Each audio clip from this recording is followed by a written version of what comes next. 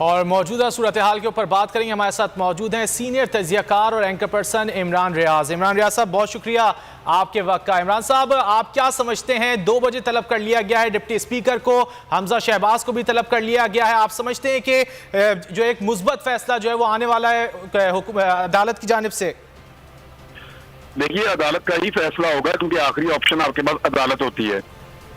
जहां तक मामला है टेक्निकल चीजों में जाने का, तो मुझे ऐसा लगता है कि हमजा शहबाज और उनकी हुकूमत जो है वो टेक्निकल ग्राउंड्स के पीछे छुपने की कोशिश करेगी, लेकिन इन सवालों के जवाब देने पड़ेंगे जो सुप्रीम कोर्ट ऑफ पाकिस्तान के सामने रखे हुए टेबल पे। दोस्त मजारी को वो मौका दिया जा रहा है जो कासिम सूरी को नहीं दिया गया था। मैं आपको फिर कह रहा हूं कि कासिम सूरी बार बार कहते रहे कि मुझे अदालत बुलाए, मुझसे पूछे कि मैंने क्यों ये रूलिंग दी है। वो लेटर मौजूद है, चीफ जस्टिस ऑफ पाकिस्तान के पास मौजूद है। उस लेटर की बुनियाद के ऊपर जो है वो देखा जा सकता है कि मैंने ये रूलिंग क्यों दी है। लेकिन वहां पे कासिम सूरी को ये मौका नहीं मिला।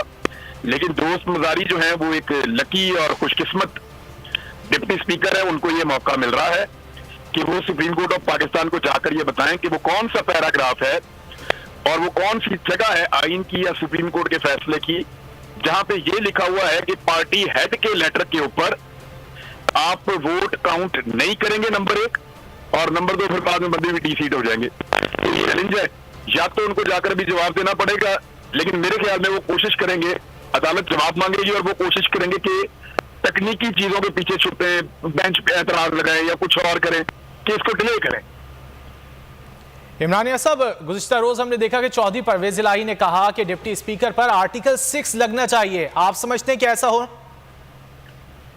नहीं, आर्टिकल 6 ऐसी चीजों के ऊपर बार बार लगाएंगे तो ये तो पाकिस्तान पूरे गद्दारों से भर जाएगा। हर चीज के ऊपर तो आर्टिकल 6 नहीं लगा सकते, लेकिन ये है कि ये सारा रिवर्स हो जाएगा। और जब ये चीजें रिवर्स हो जाती है ना, तो वही किसने अपनी शर्मिंदगी मजीद करवानी है। तो सियासतदान आइंदा कोशिश करते हैं कि मजीद अपने आप को शर्मिंदा ना करवाएं। इमरान रियाज साहब, आप क्या समझते हैं आगे कुछ दिनों में क्या होने जा रहा है? हम देख रहे हैं कि शेख रशीद साहब कहते हैं कि अगस्त के अंदर मामला जो है वो काफी हद तक सेटल हो जाएंगे। अगर आज फैसला जो है वो पीटीआई के हक में आ जाता है, जिसकी उम्मीद भी जाहिर की जा रही है, आगे क्या होता देख रहे हैं आप?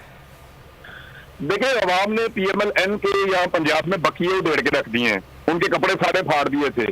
वो एक जांगिया रह गया था, वो भी आसिफ अली जरदारी साहब कल उतारने पहुंच गए लाहौर, और उन्होंने भी उतार दिया। यानी नून लीग की जो रईस इज्जत थी कल इलेक्शन हारने के बाद, वो एक अजीब तरीके से उनको इलेक्शन जितवाया गया, और वो रईस इज्जत का जनाजा भी जरदारी साहब धूम से निकाल कर वापस अब सिंध जाएंगे। मुझे तो इस सारे एपिसोड में ऐसा लगता है कि आसिफ अली जरदारी ने मुस्लिम लीग नून को जैसे चाहा वैसे इस्तेमाल किया, और जब चाहा उनकी बेइज्जती करवाई, और उनकी सेंट्रल पंजाब के अंदर 75% इलेक्शन हार गए हैं। लाहौर के अंदर वो 4 में से 3 सीटें हार गए हैं, चौथी बड़ी मुश्किल से जीते हैं, लाहौर वाले जानते हैं। तो आसिफ, ठीक है। इमरान रियाज सीनियर सहाफ़ी एंकर पर्सन हमसे गुफ्तगू कर रहे थे। उन्होंने कहा कि आसिफ अली जरदारी ने मुस्लिम लीग नून की रही सही सियासत का जो है वो भी जनाजा निकाल दिया, और उनकी जानिब से कहा गया कि उम्मीद यही है कि आज पाकिस्तान तहरीक इंसाफ के हक में फैसला आएगा। सब्सक्राइब करें और बेल दबाएं ताकि कोई खबर रह न जाए।